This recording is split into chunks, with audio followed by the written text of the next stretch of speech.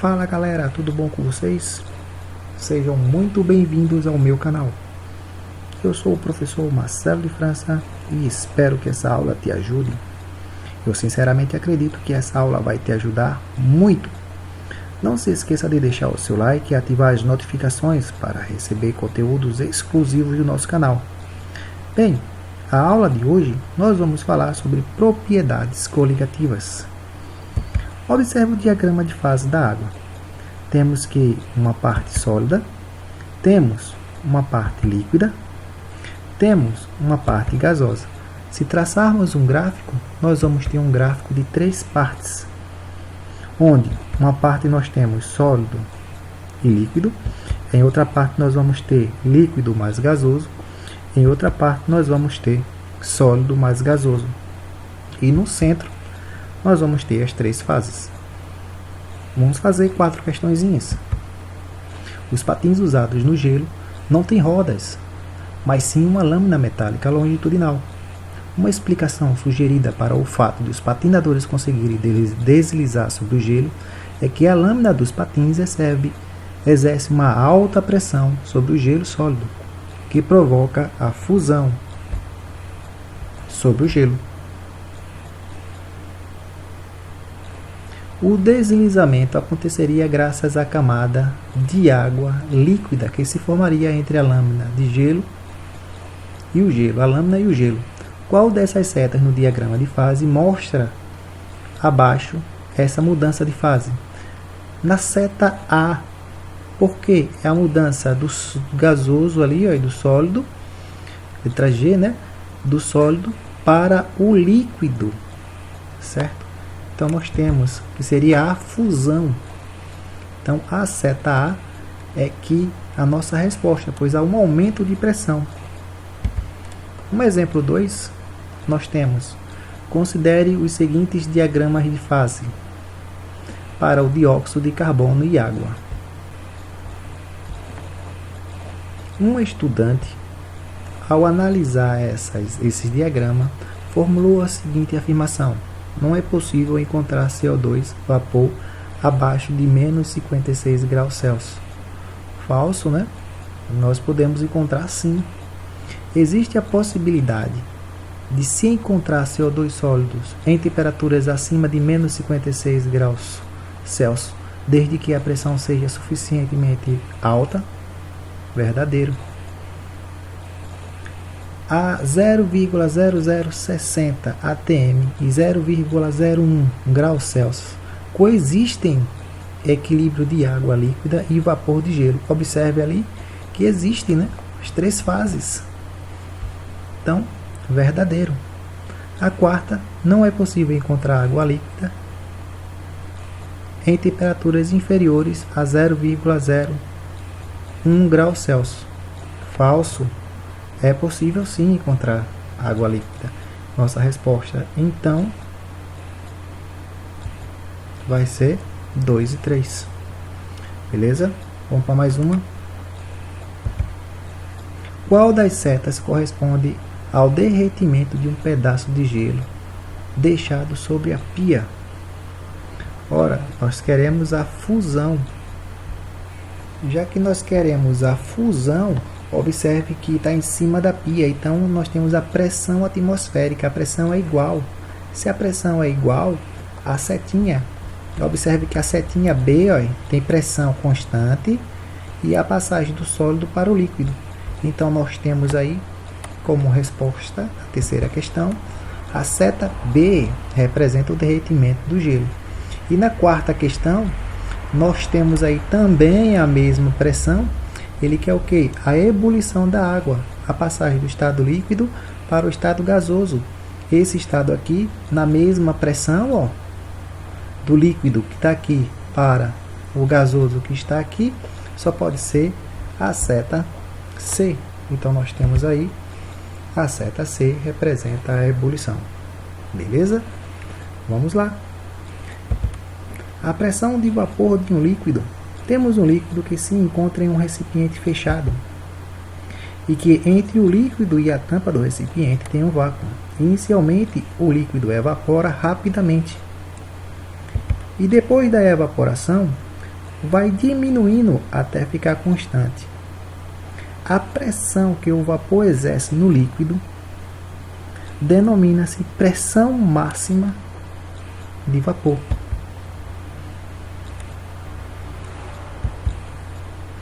Fatores que influenciam na pressão máxima de vapor. Nós temos a natureza do líquido. Tem líquido que se evapora mais rápido, como o álcool, a acetona, o éter, do que a água. Então ele vai formar um gás ali e vai formar uma pressão maior. Lembre-se que depois que a pressão se estabilizar com o líquido, é que nós vamos ter a pressão de vapor.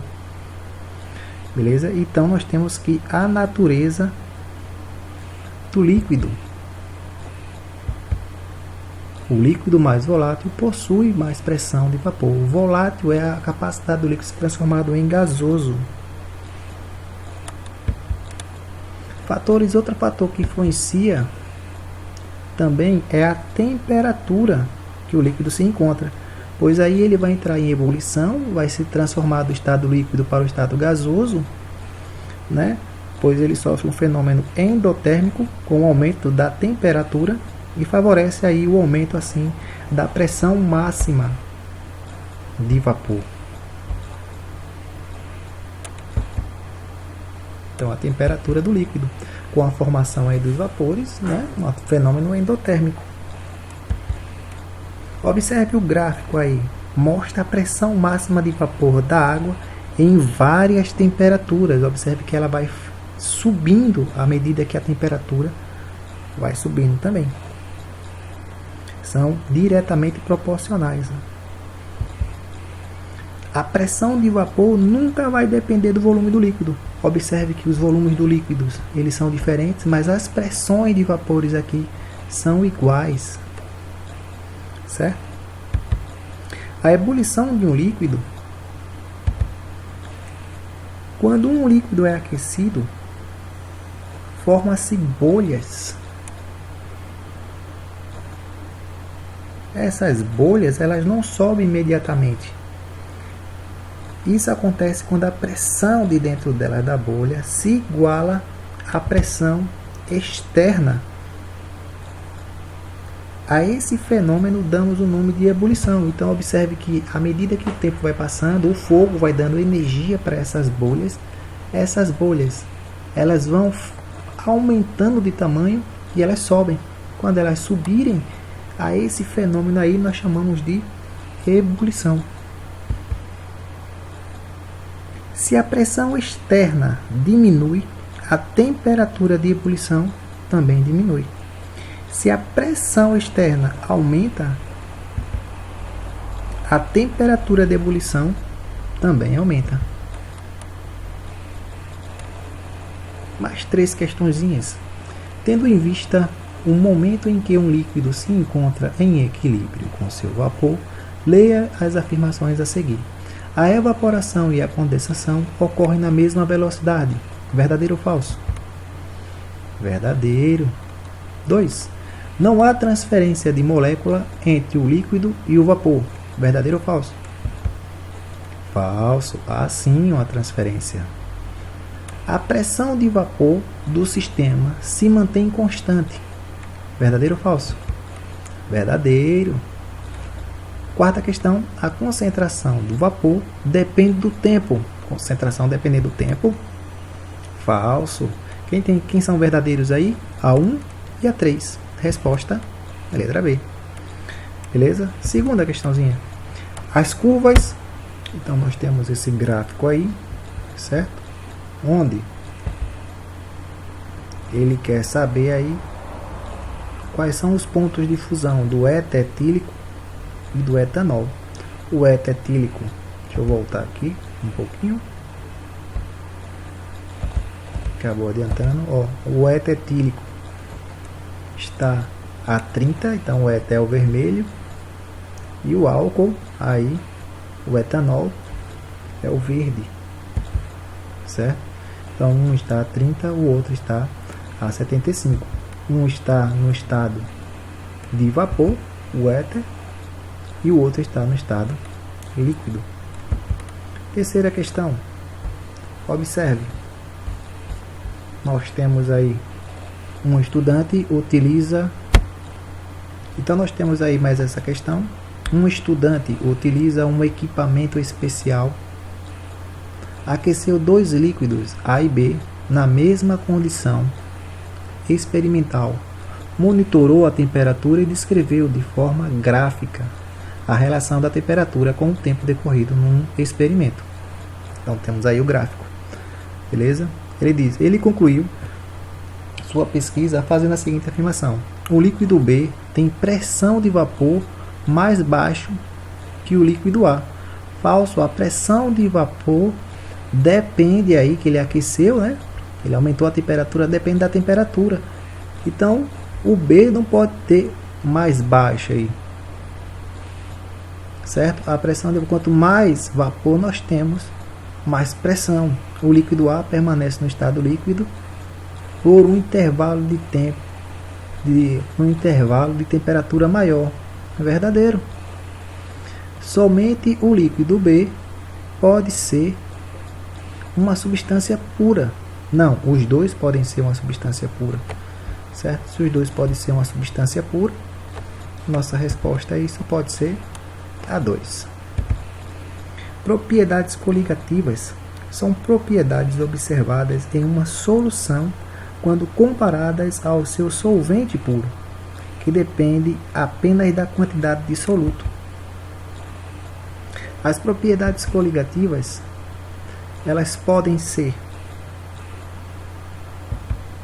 tonoscopia, crioscopia, embulioscopia e osmometria. A tonoscopia é o estudo da diminuição da pressão máxima de vapor de um solvente, provocada pela adição de um soluto não volátil. Então observe aqui que eu tenho água pura, água com glicose e água com sacarose. Observe aqui a pressão, olha. Quando a água era pura era 4,2, quando eu coloquei aqui um soluto, ela baixou, olha, tanto em um quanto no outro. Então observe aí que era 4. Essa é a tonoscopia. O próximo que nós vamos ver é a ebulioscopia. É o estudo da elevação da temperatura de ebulição de um solvente, provocada pela adição de um soluto. Observe que nós temos a água pura e água com glicose. Olha o que aconteceu com a água com glicose aí. A temperatura é maior. Por quê? Porque eu coloquei um soluto não volátil ali. Certo? Então é o estudo da elevação da temperatura de ebulição. A crioscopia. Vamos ver a crioscopia. É o estudo da diminuição da temperatura. É o inverso da ebulioscopia. A crioscopia é o que nós fazemos às vezes, vocês já viram alguém fazendo, colocando sal no gelo para o refrigerante gelar mais rápido. É isso que a gente está fazendo, uma crioscopia, certo? Provocada pela adição de soluto não volátil. Há uma diminuição na temperatura de congelamento. Então nós temos a crioscopia. Alguns materiais permitem a passagem de moléculas de solvente, mas não permitem a passagem do soluto desta solução. Quais materiais são denominados de membrana semipermeável? Então nós temos aqui uma membrana semipermeável, nós temos uma solução diluída, certo? E uma solução concentrada. Vamos colocar uma água com pouco sal e água com muito sal. Essa água com pouco sal, ela tende a passar pela membrana semipermeável para tentar diluir essa solução concentrada, para as duas ficar na mesma concentração. Então, quando ele faz isso, olha para onde o solvente passa. Então, nós temos aí uma membrana semipermeável onde o líquido passa. Às vezes, quando você está nadando lá na praia, como a água do mar é mais concentrada do que a do seu corpo, você perde água do mar, então você fica desidratado. Então nós temos aí uma osmose, aquela mesma osmose que acontece lá na célula quando você estuda certo? E a pressão osmótica? A pressão osmótica é a pressão externa que deve ser aplicada a uma solução mais concentrada, ou seja, eu vou colocar uma pressão numa solução mais concentrada para evitar que o líquido passe pela membrana sempre permeável. Então é isso que nós vamos fazer aqui. Ó, nós colocamos aí uma solução diluída, uma solução concentrada, e eu vou aplicar uma certa pressão aqui nessa solução concentrada, para que o líquido não passar. Um pouco de líquido passa, certo? Mas ele segura. Então nós temos aí uma pressão osmótica. Pessoal, nós vamos ficar hoje por aqui. Espero que tenham gostado da aula de hoje. Se inscreva no canal e deixa seu like. Te vejo na próxima aula. Muito obrigado, fica com Deus e até mais. Tchau, pessoal!